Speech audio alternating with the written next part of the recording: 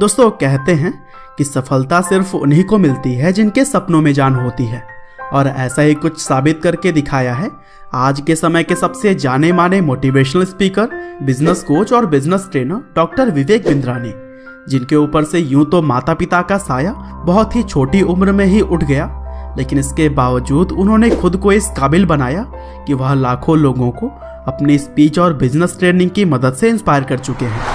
और दोस्तों आज के इस वीडियो में भी हम जानने वाले हैं डॉक्टर विवेक बिंद्रा के संघर्ष और सफलता की पूरी कहानी कि किस तरह से एक सन्यासी ने पूरी दुनिया के लाखों लोगों को सफलता की नई दिशा दिखाई। तो दोस्तों इस कहानी की शुरुआत होती है 5 अप्रैल 1978 से, जब विवेक बिंद्रा का जन्म उत्तर प्रदेश के लखनऊ में हुआ था। हालांकि विवेक जब महज 2.5 साल के थे तब उनके पिता की मृत्यु हो गई, और फिर पिता की मृत्यु के बाद से उनकी मां ने दूसरी शादी कर ली, और इस तरह से बचपन में ही विवेक बिंद्रा के सिर से उनके पिता का साया उठ चुका था। हालांकि अब वो अपनी मां के साथ रहने की बजाय अपने दादा और चाची जी के साथ रहने लगे। और दोस्तों विवेक बिंद्रा शुरुआत से ही पढ़ाई लिखाई में काफ़ी अच्छे थे, और इसीलिए उन्होंने अपनी शुरुआती पढ़ाई पूरी करने के बाद से दिल्ली के नोएडा में स्थित MIT बिजनेस कॉलेज से MBA की डिग्री ली। साथ ही विवेक बिंद्रा ने कई सारे इंटरव्यू के माध्यम से यह बताया कि उन्हें खेलों का शौक भी शुरू से ही है, क्योंकि अगर उनके जीवन में खेल नहीं होते तो जिस तरह से उनका समय काफ़ी सारे संघर्षों से गुजरा है वह आसानी से आगे नहीं बढ़ता। और दोस्तों आपने विवेक बिंद्रा को काफ़ी सारे वीडियोस और सेमिनार्स में बाउंस बैक शब्द का इस्तेमाल करते हुए जरूर ही सुना होगा।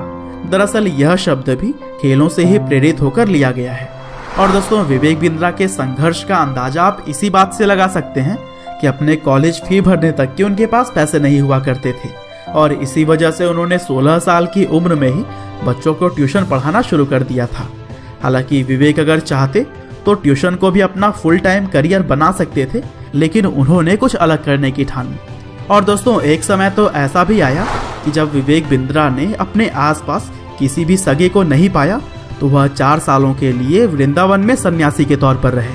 और दोस्तों वृंदावन में वह बिल्कुल एक साधु की तरह ही लोगों की सेवा करते, धोती कुर्ता पहनते और जमीन पर ही सोते थे।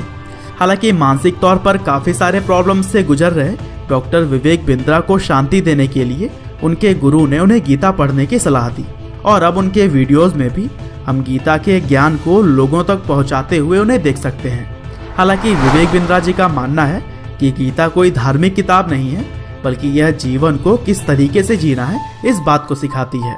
और विवेक बिंद्रा का यह मानना है कि वह आज जितने भी सफल हैं उसमें गीता के ज्ञान का भी काफ़ी महत्व है। हालांकि आगे चलकर गुरु के आदेश को मानते हुए विवेक बिंद्रा जी ने बिजनेसमैन बनने का फैसला किया। साथ ही उन्होंने यह निर्णय लिया कि जो भी लोग पैसों के अभाव में एक सफल बिजनेसमैन नहीं बन पाते हैं वह उनकी सहायता करेंगे। और दोस्तों यही वह आदमी है जिसे कि हम एक सफल motivational speaker, business coach, business trainer और एंटरप्रेन्योर के रूप में देखते हैं।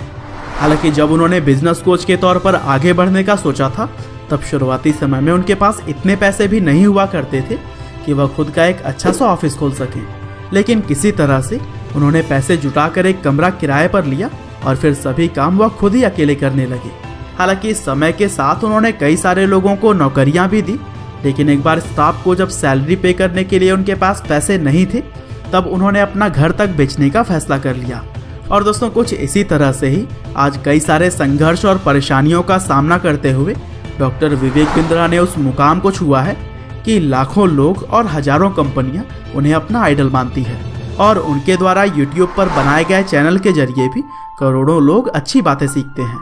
और दोस्तों अभी हाल ही में विवेक बिंद्रा को द इकोनॉमिक्स टाइम्स ने the game changer of India, Times of India ने best CEO coach in India की तरह ही और भी कई सारे अवार्ड से नवाजा है।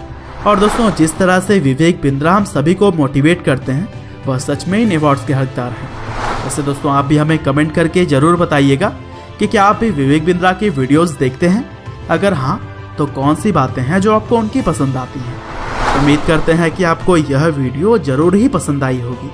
आपका बहुमूल्य समय देने के लिए बहुत बहुत धन्यवाद।